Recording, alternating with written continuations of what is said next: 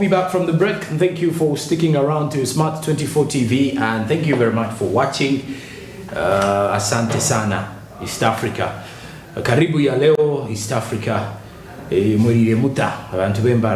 Hope you are doing okay, and hope everything is moving on well for every other person in and around Kampala. Well, speaking of business, the ideas of growing your business is something that you should definitely think of. And how possible can you do that?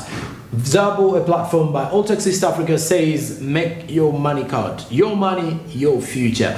So how you do it? With just the comfort of your smartphone, dial *292#, and then follow the prompt, select the bonds and securities that you wish to invest in.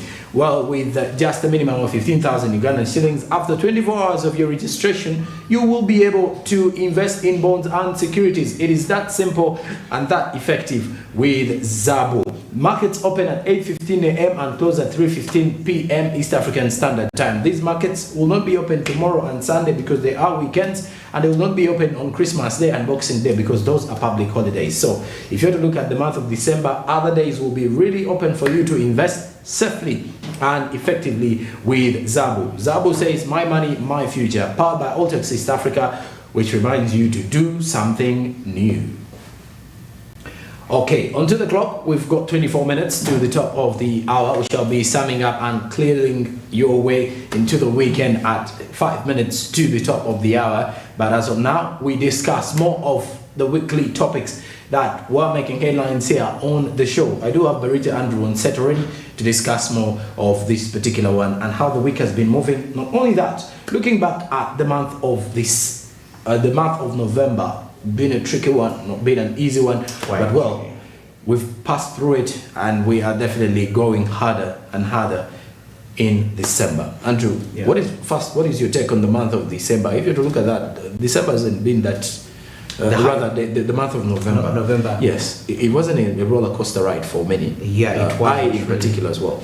Quite a lots of things transpiring, and looking at the long-term effects of the pandemic, and it's a month where we are really experiencing quite the economic situation being worse. However, it's funny that what we used to attribute to, like for example, the fuel prices to be the reason that's why we are undergoing the current crisis. The prices are reducing, but still the living conditions, are still high. We see, of course, Ebola outbreak. It's been a month of quite tension. Here and there, schools closing earlier and quite, all that. And school closing earlier, by the way, some people are actually saying, how come schools are closing very early due to the Ebola epidemic, and then some concerts are still being staged. Exactly. So many people are criticizing that move. But anyway, government wanted to ensure the safety of students in most of the schools. But I think that's still okay because even in China, the places which have COVID-19 are under lockdown. Yeah. So others which everything is okay, life is moving on normally. Okay. Yeah, so but also for moving, you get to also understand that now we're moving into December, and the month is clearly showing us we are already halfway the journey to 2023. Yes, I can see quite a lot.